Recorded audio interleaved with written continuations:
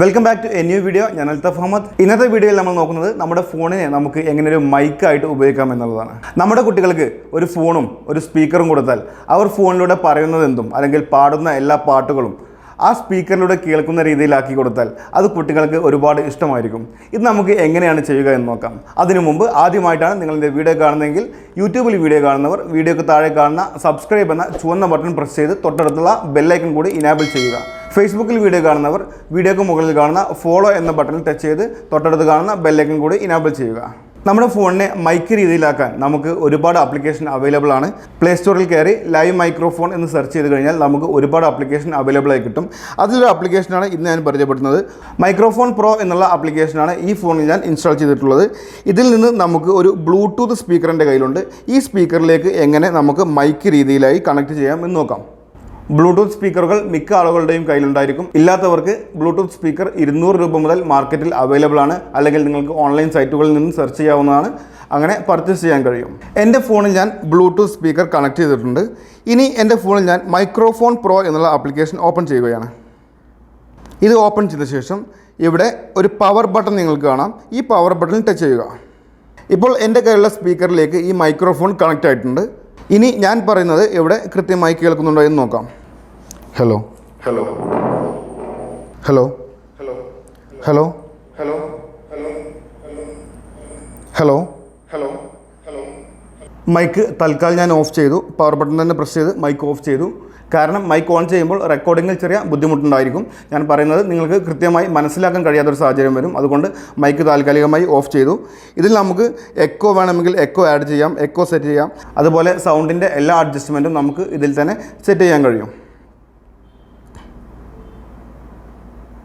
മൈക്കിലൂടെ ഒരു പാട്ട് പാടി നിങ്ങളെ കേൾപ്പിക്കണമെന്നുണ്ട്.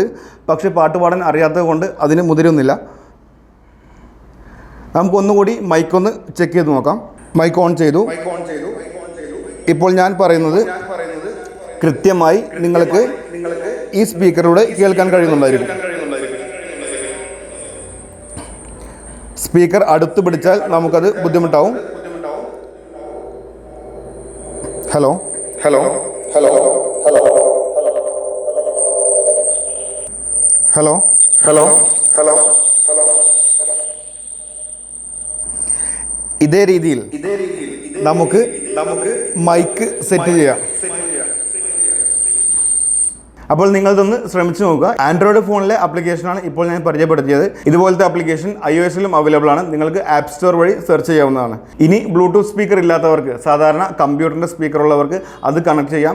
ഇങ്ങനെയെല്ലാം ഇത് ചെയ്ത് ശ്രമിച്ചു നോക്കാവുന്നതാണ്. ഈ ആപ്ലിക്കേഷനിൽ ഒരുപാട് സെറ്റിംഗ്സ് അവൈലബിൾ ആണ്. ഇതിൽ നമുക്ക് ഇവിടെ കാണാം, എക്കോ എന്ന് കാണാം, അതുപോലെ ട്രെമോളോ, ഫേസർ, ഒറിജിൻ, ഇങ്ങനെ ഒരുപാട് മോഡ്, സൗണ്ടിൻ്റെ ഒരുപാട് മോഡ് നമുക്ക് കാണാം. ഓരോന്നും മാറ്റി മാറ്റി നിങ്ങൾക്ക് ചെക്ക് ചെയ്യാവുന്നതാണ്. അതിനനുസരിച്ച് നമ്മുടെ സൗണ്ടിലുള്ള വേരിയേഷൻ നമുക്ക് മനസ്സിലാക്കാൻ കഴിയും. അതുപോലെ തന്നെ ആപ്ലിക്കേഷന് റൈറ്റ് സൈഡിലായി ഒരു ഐക്കൺ കാണാം. ഈ ഐക്കണിൽ ടച്ച് ചെയ്താൽ നമുക്ക് സൗണ്ടിൻ്റെ കൂടുതൽ സെറ്റിംഗ്സ് നമുക്കിവിടെ കാണാൻ കഴിയും. നമ്മുടെ എക്കോയുടെ ഫീഡ്ബാക്ക്, അതുപോലെ തന്നെ മെയിൻ ഫീഡ്ബാക്ക്, ഇങ്ങനെ കുറേ സെറ്റിംഗ്സ് ഇവിടെ കാണുന്നുണ്ട്. എക്കോയുടെ ഡിലേ എത്ര വേണം, വെറ്റ് മിക്സ്, ഇതെല്ലാം നിങ്ങൾക്ക് ഇങ്ങനെ അഡ്ജസ്റ്റ് ചെയ്ത് നിങ്ങൾക്ക് ചെക്ക് ചെയ്യാവുന്നതാണ്. ഇതിനനുസരിച്ച് സൗണ്ടിൽ ഒരുപാട് മാറ്റവും വരും. വീണ്ടും നമുക്ക് റീസെറ്റ് ചെയ്യണമെങ്കിൽ മുകളിൽ റീസെറ്റ് ബട്ടൺ ടച്ച് ചെയ്താൽ നമുക്ക് സൗണ്ടിനെ റീസെറ്റ് ചെയ്യാവുന്നതാണ്. നമ്മുടെ വീട്ടിൽ കുട്ടികളുണ്ടെങ്കിൽ അവർക്ക് സ്പീക്കർ കണക്ട് ചെയ്ത് ഒന്ന് കാണിച്ചു കൊടുക്കുക. അവർക്ക് ഒരുപാട് ഇഷ്ടമാകുമെന്ന് തന്നെയാണ് എൻ്റെ പ്രതീക്ഷ.